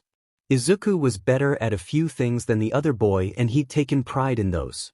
But Shudo had an amazing quirk, one that was far better and more powerful than even Kachan's, and that made him start shoving all the thoughts he was having about his future down into a pit that was now starting to overflow as they talked at the breakfast table. Suddenly, he felt like he was going to cry like he hadn't cried since he was 9. I'm quirkless, Papa. How can I even hope to stand on the same starting line as him? He could hear his mother crying too, and damn it, he didn't want that. He didn't want her crying any more tears for him. Suddenly his father's thin arms were around him and he was saying, You can and will be a hero. Never doubt it, you have the drive to be #1 as long as you want it. Izuku nodded, but I don't have the ability. I don't. I know better than anyone else what it takes. Trust me. Before next spring is over you will have everything you need. When Izuku got to school he was shaking off his emotional outburst and was pretty surprised to find Shudo sitting by the gates. So gearing up for a talk he made his way to the other boy and sat next to him. How was your morning, Sho-chan? Shudo hadn't reacted to his appearance or approach but suddenly turned to him. Izuku felt his heart seize and begin breaking into a million pieces. There were tears in Shudo's eyes and his voice shook when he said, He talked to me this morning like it was nothing. Like my feelings weren't real and I was crazy for feeling the way I do. He acted like I was just being unreasonable. Shudo suddenly leaned forward, curling into himself, and Izuku put a hand on his shoulder. The other boy shook and Izuku could hear him sobbing. He looked around and nobody was watching. The bench they occupied was in a small alcove and Izuku wouldn't have it if anyone intruded or took notice of them. My feelings were nothing to him. He called it a tantrum. Shudo sobbed. His own emotional state only just recovered. Izuku had to pull together before he said, "Sho-chan, I am so sorry but we're in front of the school. Someone might see us." Shudo pulled himself together and straightened his posture. Izuku grabbed his arm to make sure he hadn't taken it wrong. "Let's go to the bathroom and talk, okay?" The other boy nodded and wiped his tears. Izuku was starting to get over the shock of the level Shudo had broken down. To be brushed off after an intense argument was a feeling Izuku had only ever felt with Kacchan, and if his own father ever did it, Izuku would think he'd been replaced by some shape-shifting villain. Quickly the two boys went to the bathroom on the closest bathroom. By the time they reached it, Shudo seemed more put together. Entering, Shudo had finally spoke. "I'm sorry, Izuku. I was so shocked that seeing you made it all come out." Izuku did his best to offer a comforting smile as Shudo washed his face and dabbed at his red eyes. "It was 100% perfectly okay, Sho-chan. The only reason I stopped you was where we were. Never feel bad for how you feel. That's what my mom says at least." Izuku smiled. "I'm here to cry on all the time. As long as you return the favor, of course." That made Shudo chuckle. "Yes, I suppose. I've only ever cried about this sort of thing when I was smaller." Izuku nodded. "I used to be bullied before I moved to Tokyo. When I was it took about a year before I cried about it and not blamed myself. Night Eye says that's because I didn't feel safe enough emotionally until I was permanently away from it all." Shudo stared at him as if he'd said his father wasn't actually all might and his quirk was that he could remove his own head. "You were bullied?" Izuku chuckled a bit. "Yeah, I was a nervous wreck as a kid. Ask Momo about it sometime. I didn't have a lot of self-confidence. Anyways, this is about you. You crying is natural and I'm happy if you feel safe enough with me to cry." Shudo nodded and looked as put together as he was going to get. "My father said I could do whatever I want because being your friend is just me rebelling against the path he made for me, or something." Izuku froze, disbelief filling his mind, causing him to just stare at the other boy. "You mean he called me a way to rebel against him? That's a bit self-centered."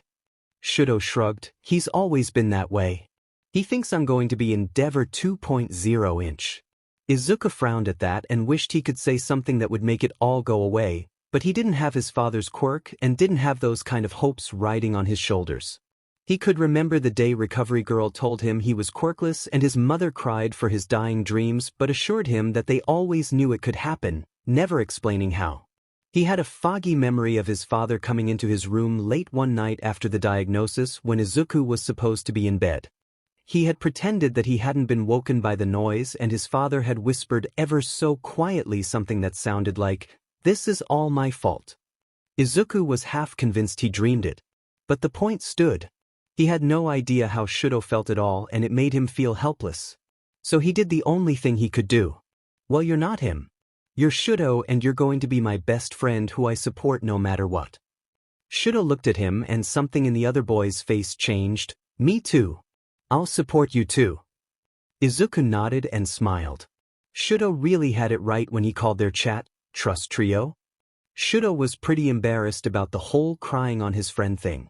Really, he understood that it was okay to Izuku, but for him it was practically mortifying. He had genuinely thought himself all right. That he could and had dealt with the brush off his father had given him after such an emotionally charged situation.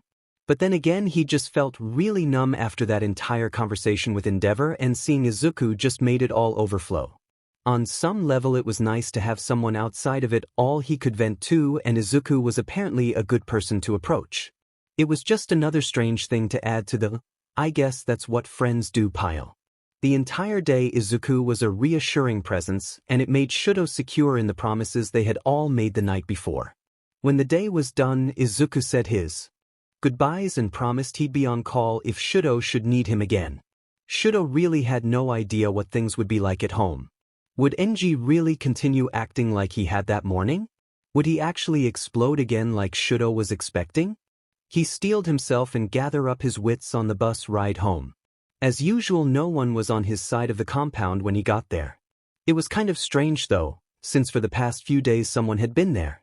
And since he was still expecting a horrible backlash from the night before, it was even stranger. Shudo changed into his gym clothes and went to their weight room and saw that Endeavor has posted a brand new workout for Monday to fit in with the start of his summer crunch. He was beginning to feel like the night before was a fever dream and he'd made it all up. But Izuku had remembered. And the texts were still there when he'd asked for his friends. He finished his workout and cleaned up and began to prepare himself dinner. The rice was cooking and he'd popped a plum in for flavor. He was steaming some chicken and vegetables when he received a text from his father that just said, "No more Friday units." And that was it. Shudo wanted to scream suddenly, maybe throw the pan he was cooking with through a wall or something, because nothing was making any sense to him at all. Why would his father have a screaming match with him, then just act like everything was fine and him training with Izuku was 100% okay? Clenching his fists, he'd almost forgot about the food he was preparing. Quickly he went to the pan but was beginning to feel numb all over again. Enji had to be letting him settle. He had to be lulling him into a sense of security before coming down on him for everything, right? Shudo was trying to figure out what his father was planning. He was probably waiting for summer, when he wasn't seeing Izuku every day. Enji was waiting for break to come, then Shudo's real hell would begin, right? He was feeling confident now. That's what was happening. They had paused because if Enji did something drastic now, Izuku would know, and if Izuku knew, then All Might knew. That was it. Except when the week ended and summer break came, it was just like last summer, and Shudo was beginning to feel like he'd imagined all the rage from that night. It happens a few more times. He'll argue with his father about the future and his decision not to use his left half, and Enji will explode but then leave the room or the entire house. When he comes home, he acts like the argument didn't end with Shudo screaming that he'd never use his father's shitty quirk and Endeavor's flames flaring up. Enji always acts like they just had a disagreement over tea while talking about the weather, and it's starting to F with his head. So after every fight he begins a new ritual. He opens up the Trust Trio chat and messages his friends that he and his father had fought again. He tells them exactly how bad it was right after it's happened. This grounds him, and it helps him know that there are at least 2 other people in the world that are there for him. It also serves as a reassurance that, yes, their fights are actual shouting matches sometimes. That there are 2 people that are not him that also believe that his fights with Enji are getting worse. It keeps him sane. It's already winter again when Shudo finally is secure in the fact that Enji is never actually going to stop him from meeting with his friends. He'll be turning 14 in a few weeks, and their first year of middle school is almost over when he decides that he should be the one to take his friends somewhere that the media might see them. They'd of course been careful up until now, but Shudo partially wanted to test how far he could go before Endeavor actually did something, and the other part of him was just tired of sneaking around like he and his friends were criminals. It was late December, and with January approaching along with winter break, there would be a brief window of time that they will all be on break before their final terms, and the first cherry blossoms of the year would be blooming. Cherry blossom viewing would be simple, traditional, and it would be a bonus to make up for the picnic he had been forced to leave earlier in the year. It would be a little different since there would be more people there for the viewing and there would be a festival going on, but a day out together eating at the booths that would be set up and just enjoying the festival would be something fun. When he proposed the plan in the chat, Momo and Izuku seemed so excited he wanted to shove his head under a pillow with how embarrassed he was with the praise they were sending his way. Momo parents were rather quick to give the go-ahead for the excursion. Izuku, on the other hand, had taken a few weeks before getting the okay. All in all, the date was set. Their trio would embark to the Hanami during winter break in January, right before his birthday. He told his father nothing. They would be going on a Saturday, so Endeavor wouldn't even ask. Besides, the Yagis and Yayaroses knew where they would be going, and really to Shudo that was enough insurance. On the morning of the trip, he felt a thrill coming over him. Momo and Izuku had already caught on to his intent when he decided they all should go to somewhere as public as OE of the first few Hanami of the year. However, it was still surprising to arrive at the train station where they had agreed to meet, only to find Izuku in a hooded sweater that looked like All Might's hero costume complete with the hair things sticking up off the hood. Shudo took one look at Izuku and pressed his lips together to prevent himself from laughing. No doubt it was a sight because Momo was starting to laugh at whatever his expression looked like. I told him he looked ridiculous. She was covering her face now and turning red. Shudo, stop making that face, I only just stopped laughing.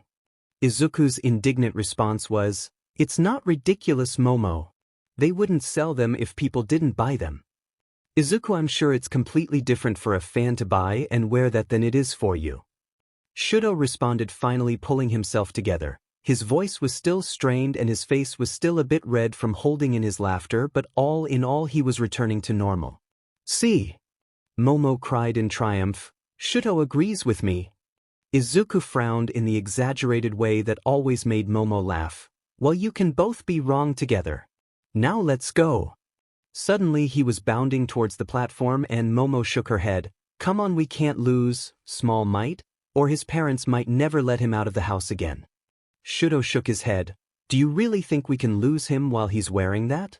Momo just laughed again as they both followed their friend. Really, Shudo would never be used to Izuku's strange habits and ideas. He'd never really understand the admiration and love Izuku had for All Might as a dad. Shudo admired the man as an excellent hero. Still, he couldn't imagine getting along with his father enough to wear things as boldly as Izuku did. Sitting on the train to the Hanami, the three of them chatted and Shudo found out that the hoodie was actually brand new. He had gotten it along with a jogging suit that also looked like All Might's hero costume. Momo began telling them about how she was learning to create insulated fabric. Not much had really changed with him, so he just listened to his friends talk and joke and smiled when they said something that amused him. Finally they arrived to their destination and there was a hum of excitement in the air between the trio. Together they all made their way out of the train station and towards the park, determined to find a nice booth to eat their first meal. Izuku suddenly bolted away from them shouting, Taiyaki, stand dead ahead. Used to this sort of thing, Momo and Shudo were after him instantly. It wasn't as if Izuku was running full tilt either, it was more of a brisk walk, so speeding up to catch him wasn't that large of a task. Still, Momo was rolling her eyes. Izuku, seriously, that's the second time you've run off. We can't have taiyaki for breakfast anyways. Izuku turned to look at them and with a strange smile said, we're playing taiyaki roulette before the day is over, Emo-chan. She just smiled in return, fine, but not for breakfast. Shudo suddenly had a craving. Maybe we should start off with some ramen or soba? As always, Sho-chan is a genius. Izuku smiled happily. To the noodle shops. Again they trudged searching for suitable booth. There were so many people they had to slow down to make sure they wouldn't lose one another. Finally they reached a booth that served what Momo had deemed appropriate food and settled in. Izuku got not only plate of hot soba, but 2 servings of takoyaki. Shudo got a plate of cold soba and Momo bought herself serving of kare pan. After buying their food, Momo stuffed her purse into Izuku's backpack at his urging, and they sat at one of the tables that was set up in the park. All around them were families playing different games at all the booths, and some children were playing their games of tag or whatever games they played with ball in the park. Shudo soaked in the atmosphere when suddenly Izuku declared, I'm going to go back and get some dumplings, anyone want anything? Momo shook her head, but Shudo decided he could do with some and nodded, get me some too. Izuku grabbed a few bills from his wallet in the backpack and ran off to the dumpling booth that was just across a small patch of grass from where they had decided to sit. He's going to get full really quick if he keeps eating so much. Shudo mused. Momo snorted, I forgot. You've never been to a festival with us. I promise you he will be eating all day. Every year he comes to the Girls' Day festival with me and my family, and every year he's eating the entire day, even on the train or bus ride home. Shudo was actually pretty surprised by that, though thinking on it he shouldn't be. Izuku had grown a lot in the past few months and he wasn't growing upwards either. He'd started getting a lot of bulk and muscle really quickly, and it must take a lot of calories to sustain that. This just added to Shudo's theory that Izuku had All Might's quirk. People with augmented strength bulked up a lot when PBRDY started up as they gained the mass they needed to sustain their quirk on a large scale. Before he could say as much, Izuku returned suddenly and plopped a single serving of dumplings in front of him and was eating a chicken skewer and announcing, "Emo-chan, you have to get on my shoulders and play chicken with me." Really, she should have expected it. Izuku was always enthusiastic about festivals and games, and Inko was always talking him out of doing the more physical games. Now Mrs. Yagi wasn't here, and the only thing standing between him and a risky game was apparently a willing partner. "Izuku, what on earth are you talking about?" She sighed, ready for whatever he was about to say. "Over by the walking area they have this huge air mattress thing and people are playing chicken on it," he enthused, and that really didn't answer her question. "What's chicken?" Shudo supplied, and she looked at him gratefully and he just nodded in acknowledgement of her thanks. Izuku had stars in his eyes. It's like a two-person cavalry battle. One gets on the other's shoulders and they have to knock the other team over. That sounds kind of dangerous. Shudo was sounding a bit skeptical about the idea that people actually played such a game, and Momo couldn't help but agree. Really? Shudo was going to be her new best friend and Izuku was going to have to deal with it. Izuku smiled reassuringly, and that didn't really help his case. It's not like he dragged her into dangerous situations regularly, but he only ever used that smile after he said things like, "Momo, let's go get some ice cream even though it's not our junk food day," and that meant he knew she was going to say no but wanted to try anyways. "Izuku, seriously, why do you want to play chicken?" she asked. He wasn't one to force her into anything, but she wanted an answer before she made a decision. Izuku looked thoughtful for a moment, then smiled again. "It just looks really fun, and I think we could win. I mean, I think I'll be a pretty sturdy base, and since you're probably lighter than Sho-chan, you'll be easier to balance. Besides, the people currently there just took down like 4 teams and we could totally beat them." It really didn't sound safe at all. "I don't know." Suddenly he smiled so brightly it made her want to smile back. "It's okay if you don't want to, Mo-chan, seriously. I just thought it looked fun. I'll do it." Both of them suddenly turned to Shudo, who had suddenly made the bold declaration after saying it sounded unsafe just a moment earlier. "I have more upper body strength, and while Momo, as a girl, has a better center of gravity, I'm pretty sure I can compensate for being top-heavy." Shudo spoke evenly with immense surety, but there was a look in his eyes that made Momo groan. Of course, hearing that a team had taken out 4 others made Shudo want to try it. Well, it wasn't up to her to stop them, it was only her responsibility to make sure they were thinking it through. I can see the headlines now. All Might and Endeavor's sons sweep local Hanami competition. What will Shudo's dad say? Izuku suddenly began to deflate, but then Shudo said, "Let him say what he wants, Momo, I want to try this." Standing up, Shudo smirked. Besides, he said, a little teenage rebellion was natural. He looked more determined now, and finally she relented when Izuku perked up happily and said, "Yes. It's all right, Momo will be fine." Suddenly she found herself in charge of the backpack, and Izuku was wrapping his hoodie around his waist as they made their way to the chicken area. Izuku went ahead and signed them up, and Momo turned to her other friend. "Are you sure about this?" Shuto, whose focus had seemed elsewhere, turned to her and offered an assuring nod. "I want to do this." And really, if this is how he wanted to deal with whatever was going on between him and his father, then they'd support him, after all they'd promised. Izuku bounded back smiling. "Okay, so there's going to be a couple matches before we go up, and I guess the team from before already have 2 more victories under their belts." The guy at the booth was all, "Are you sure? These 2 are going to start UA in a few weeks."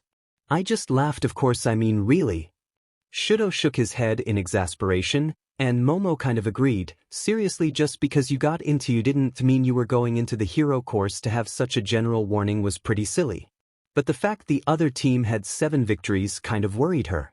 The 3 of them watched the reigning champion, who apparently were calling themselves AKA and AO. They were pretty good, but Momo thought Izuku and Shudo probably stood a chance against the older boys, but after watching, there was really no way she was going to do it. Maybe if the other team had been made up of people she knew as well. Anyways, there wasn't any reason to ponder it. Finally, Izuku and Shudo's turn came, and they were about to enter the ring when Momo caught the glint of her friend's platinum bracelet before calling after him, "Izuku, your bracelet." Izuku looked at her, then to his wrist, and startled before smiling, unclasping it, and jogging back to her. "Thanks." I'd hate to lose that. Easily he clipped it onto her wrist and continued, hold that too please. Then he dashed off and scooped Shudo up onto his shoulders before entering the ring. The announcer was counting down to start and Momo watched intently. She kind of wanted to laugh because seeing the two of her best friends stacked like that was pretty silly looking, especially since Izuku was the shorter one and he was doing the carrying. Suddenly the referee/announcer called, go, and Momo watched and put one ear to the crowd. There were some teens with their phones out and suddenly Momo heard the first whispers of, "Oh my god, is that Endeavor's son?" And the expected, "Who's that with him?" Oh, probably some friend from his school or something, and they continued to build and more people were taking their phones and cameras out to record Endeavor's son play chicken. She wanted to laugh but made sure to bring her focus back to the match. It was looking pretty close but Izuku, as expected, had really good balance and Shudo was quick with his hands. Suddenly after an 8-second grapple that seemed to last eternity, AKA and AO, were toppled making the crowd go wild. Momo covered her ears because the guy next to her who had got the whole thing on his camcorder was shrieking at the top of his lungs. Izuku, to Momo's utter horror, whooped loudly and spun in place with Shudo holding onto him for dear life. She could barely hear what they were saying but she could tell Shudo didn't appreciate being spun around like a top and Izuku was looking suitably chastised. People were still recording and going mad when Izuku and Shudo's 6 challengers, 2 girls that were a bit older, toppled them over. When it was over, her 2 friends seemed to have had a lot of fun. She'd found it entertaining to watch but she'd found it funnier that everyone was going wild over Shudo. When the 2 returned to her all sweaty and tired, Izuku smiled at her gratefully and accepted his bracelet and hoodie back. Momo refused to hand over the backpack since he'd spent so long carrying Shudo and there was plenty more for them to do. "Hey you two," she smiled, "let's go to the dunk tank so I can dump you both in a couple times." Izuku just laughed and Shudo smirked, showing he was just as amused. Of course it was still a good idea, so they did in fact go to the dunk tank for that exact purpose. Afterwards they ate again and tried to catch goldfish. All of them ended up with a few souvenirs they either won or bought. As the day grew shorter they ate some taiyaki as promised, under a cherry tree, and just enjoyed the silence and company of each other. Izuku had guessed meat and ended up with a red bean taiyaki. Surely after doing this for so many years he'd have figured out a secret to telling them apart, but alas he always shoved them all in a bag and never looked at them until after he'd taken a bite. So of course there was no telling what he'd get. His thoughts were interrupted when Shudo announced, "I know I've said it but I want to make sure you know that I've decided to reject my father completely. I'm never using my fire side on another person." Momo, who was laying on her back, sat up straight suddenly and looked extremely shocked at the declaration. Of course Izuku had known something was coming, but to have him suddenly declare that of all things after such a calm and silly day was peculiar. But then, perhaps that was the reason. He felt comfortable and he wanted to share? Either way, Izuku frowned at the announcement. Momo was the first to answer, "Shudo, whatever you feel you need to do, I won't judge you." That gave Izuku a voice. "Shudo, that's a horrible idea." It was Shudo's turn to look shocked and Momo almost looked betrayed, but Izuku trudged forward. "I don't mean you rejecting your dad, like reject him all you want. Change your last name to your mother's when you're of age if you want." Shudo finally seemed to be collecting himself and listening. Momo looked less surprised now.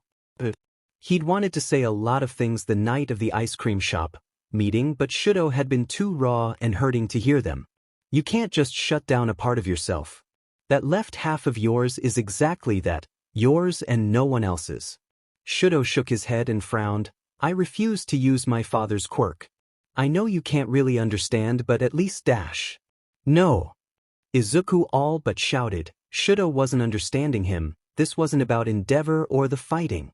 If it was Endeavor's quirk, he'd be quirkless right now because you'd have it. "It's yours. I already told you that I'd support you if you became number 1. But that was only if you gave 100%. I can't let you reject a piece of yourself and say you'll make your dreams come true only using half your strength." Shudo stared at him oddly before shaking his head. "I can make it without his power, Izuku. I understand that you don't agree with me, and I suppose that's normal. No one agrees with anyone else on everything. So we'll disagree on this. I'll show you though. I can make it with my mother's power alone." Izuku bit his lip and frowned. He'd said everything he could now. There wasn't anything else he could think of that would change Shudo's mind. Fine. We'll disagree. The silence after that was unsettled for a bit. It weighed on the three of them for a while before Shudo said, "Friends do that, right?" "They disagree." Suddenly a din broke and Izuku was laughing. There was a small prickle of tears he could feel forming in his eyes as he nodded. "Yeah, they disagree." Momo threw herself back onto the floor and declared while heaving an enormous sigh, "We need to do this again, you guys." Shudo smiled again and said, "Izuku and I can take you out on Girls' Day." Izuku felt a rush of approval. "Yeah. We can even go to a princess cafe and stuff for you." Shudo grabbed another taiyaki and bit into it. "We should go to another hanami in February if you want to do something sooner than March." With a laugh Momo replied, "That sounds nice." And it did. They find out later that the video of them playing chicken went viral. Of course, in the best quality version that had been taken by camcorder you can hear Momo laughing and cheering. You could even catch a glimpse over her wearing a platinum bracelet. The top-rated comment on that video is, "You fools, that's All Might's son."